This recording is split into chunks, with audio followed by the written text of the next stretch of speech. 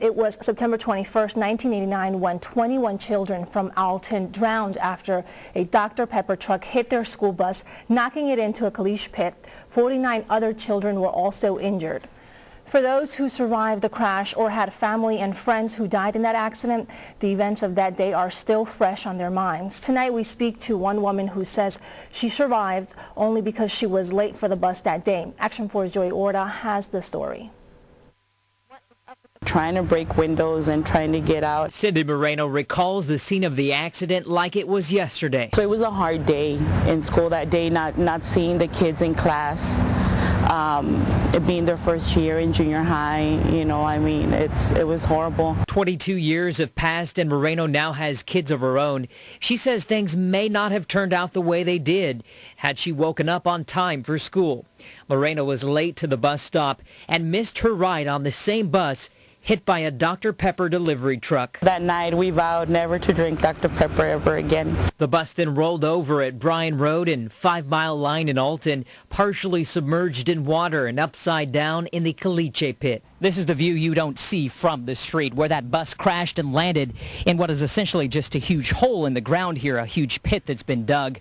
And many of those students, of course, never made it to school that day. Moreno's best friend, Margarita Buenteo, was one of the victims, riding the bus with her boyfriend, Greg. They were sitting right next to each other and they were holding hands. And then he said, when we went down, Cindy, he said, I had her. He said, I had her. And we got out through the window and we were going up. She said, we were going up. I could almost see. He said, but somebody pulled her from me. Parents rushed to check on their kids at various campuses. But some were just screaming and yelling. I guess they didn't find their kids in class, or, you know, they were all devastated. For 21 of the students, it was too late. Why do you think you missed that bus? I don't know. God had other plans for us. In Alton, Joey Orta, Action 4 News. Moreno says she caught the late bus to school, which had a route that drove by the crash site, and saw people jumping in the water to try and help save the children.